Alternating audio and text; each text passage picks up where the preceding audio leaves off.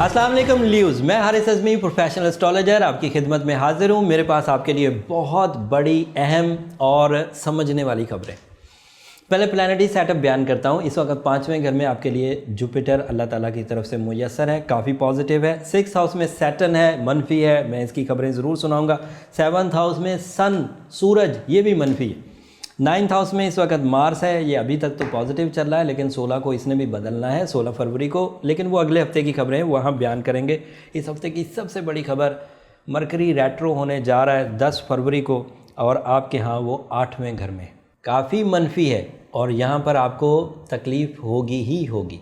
ये किस तरह के मसाइल पैदा करेगा एंड पर मैं बयान करूँगा, लेकिन पहले मैं जुपिटर के 5th हाउस में होने की वजह से आपकी जो मकासद की तकमील, आपकी जो फैमिली लाइफ में ग्रोथ, आपके जो प्लान्स हैं उनका कामयाब होना, ये मैं आपको उम्मीद दिला रहा हूँ। लेकिन 10 तारीख को क्योंकि मरकरी रेट्रो होने जा रहा है, 10 तारीख को वो कमज़ोर होगा एंड देन फिर रफ्ता रफ्ता वो 18 फरवरी को अपनी मैक्सिमम कमज़ोरी में चला जाएगा और 28 फरवरी को रेट्रो भी हो जाएगा। 17 अप्रैल तक रहेगा। ये अच्छा खासा मनफी दौर है, और इस दौर की वजह से आपकी क़ुव्वत बर्दाश्त में कमी आएगी, अखराजात में इजाफ़ा होगा, जिस्मानी क़ुव्वत कमज़ोर पड़ेगी, ज़हनी ताकत में वो जज्बा, वो खुलूस, वो परफॉर्मेंस, वो स्पार्क, वो करंट बाकी नहीं रहेगा। इब्तदाई तौर पर तो थोड़ा कम होगा, लेकिन 18 को बहुत ज़्यादा कम हो जाएगा। तो इसलिए इसकी रेमेडी ज़रूर इख्तियार करिएगा। वीडियो के एंड पर रेमेडी ज़रूर बताऊँगा।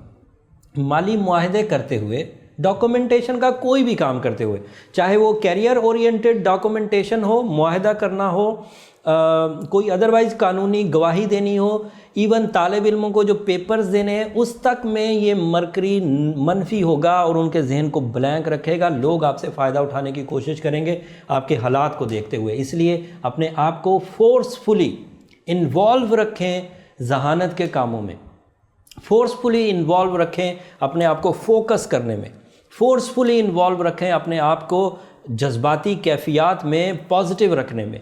कोई एक इवेंट अगले हफ्ते में ऐसा आपकी ज़िंदगी में आ सकता है जो आपको थोड़ा कमज़ोर करे, लेकिन अगर आपने अपने आप को तैयार कर रखा होगा इस इन्फॉर्मेशन के बाद के ऐसे हालात पेश आ सकते हैं, तो मैं उम्मीद करता हूं कि आप उसे कवर कर जाएंगे, उस इवेंट को कवर कर जाएंगे। ये उसी तरह है जिस तरह किसी इंसान को वक्त से पहले पता चल जाए कि कल बारिश होने वाली है, और फिर वो उसका अंदाज़ा लगा कर अपनी तैयारी कर ले, दैट्स इट। अदरवाइज़ वो फंसेगा। लिहाजा ये जो मरकरी की पोजीशन है, ये सिर्फ फ्यूलिंग को कमज़ोर करेगी। जैसे रात में हमें सूरज अपना फ्यूल देना बंद कर देता है, तो हमने उसके तदारुक कर रखे हैं रोशनियों की शक्ल में, शेल्टर्स की शक्ल में, अपनी हर अंदाज में हमने जो उसने कमज़ोरी हमें देनी होती है, हम लोग उसकी तैयारी करके रखते हैं।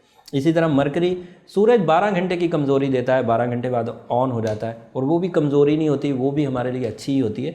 लेकिन मरकरी जब अपना फ्यूल बंद करेगा, अपनी कुछ रेडिएशंस रोकेगा, तो उससे हमारे माइंड पर, हमारे, और माइंड ही इंसानी ज़िंदगी में सबसे कीमती चीज़ है जिससे हम डिसीजंस लेते हैं, तो उसमें हिजान आएगा, क़ुव्वत हाफ़ज़ा कमज़ोर पड़ेगी, फैसले ग्रे एरियाज़ में रहेंगे, ब्लैक एंड वाइट नहीं हो पाएंगे, आप उसे किनारे नहीं लगा पाएंगे, बीच में रहेंगे, अच्छा करता हूँ, अच्छा अभी करते हैं, इस तरह की फीलिंग्स आएंगी। ज़हनी काम करने वाले इंतहाई एहतियात बरतें, उसमें तालिब इल्म सबसे ज़्यादा, क्योंकि अनफॉर्चुनेट है, अब मैं ये बात क्या, ये कैलेंडर, ये ख़राबी या ये रेट्रो उस वक़्त हुआ जब एग्ज़ाम्स के मुख्तलिफ़ स्कूलों में दिन चल ही रहे होते हैं, मतलब फरवरी, मार्च, अप्रैल, 17 अप्रैल तक इसने मनफी रहना है। तो इसका तदारुक ही कर लेना अच्छा है। मरकरी के तदारुक के लिए एज अ ल्यू, रूबी एंड एमरल्ड, दो ऐसे स्टोन हैं जो कॉस्मिक एनर्जी में इंतहाई अहम है। ओपल भी पहना जा सकता है, डायमंड भी पहना जा सकता है, लेकिन वो अदरवाइज फ़ायदे देते हैं, indirect advantages. But direct advantages में रूबी एंड एमरल्ड दो आइडियल स्टोन्स हैं। अगर इन दोनों में से किसी एक को आप पहले से इख्तियार किए हुए हैं तो फिर उसे ही चलने दीजिए, लेकिन अगर अभी तक नहीं पहना तो go with the Ruby stone, that is ideally effective, जो कि इस मामले को, मरकरी की सिचुएशन को रिकवर कर देगा। और 7th हाउस में जो सन की नेगेटिविटी है, जिसकी वजह से कुछ शकूक पैदा होंगे, जिसकी वजह से आप ज़रा डोमिनेट करने की कोशिश करेंगे। और 7th हाउस जो है वो लाइफ पार्टनरशिप का हाउस होता है, एंड यू नो, जब आप रिश्तों पर डोमिनेशन या अपनी सख्ती या हुक्मराना तबीयत इख्तियार करते हैं तो रिश्ते कमज़ोर पड़ते हैं या रिश्तों का प्लेजर जाता रहता है। चाहे आप मर्द हों चाहे आप औरत हों, दोनों सूरतों में अगर सूरज 7वें घर में हो तो उनमें से जो एक लीव होगा उसके लिए वो ट्रबल की वजह बनेगा, वो बंदा दूसरे के लिए ट्रबल की वजह बनेगा और रिश्तों में थोड़ी कमज़ोरी आएगी। तो उसको भी ज़रा समझ कर चलिए। जुपिटर बहरहाल बहुत पॉजिटिव है, और मार्स जो है, जो हिजरत का सितारा है, मकासद की तकमील का सितारा है, ये बहरहाल 16 तारीख तक आपको सपोर्ट कर रहा है। जब मैं अगले हफ्ते बयान कर रहा हूँगा तो ये कम वक्त भी अपनी मनफी हालत में जा चुका होगा। उस वक्त मैं फिर बयान करूँगा कि इसके क्या असरात आएंगे आपकी ज़िंदगी पर। उम्मीद करता हूँ ये वाली इन्फॉर्मेशन आपके काफ़ी काम आएगी। आप इस हफ्ते के जो 4 फरवरी से शुरू होने वाला है और 10 फरवरी तक जाएगा, इसको भरपूर अंदाज से फेस करेंगे। एक खबर बीच में से रह गई, वीनस 4 फरवरी को आपके यहाँ काफ़ी पॉजिटिव होने वाला है, 6th हाउस में है, और उसकी वजह से रिलेशनशिप के, रोमानवी रिलेशनशिप के कुछ पॉजिटिव साइंस आपको मिल जाएंगे। अगले हफ्ते तक के लिए इजाज़त दीजिए। अल्लाह ने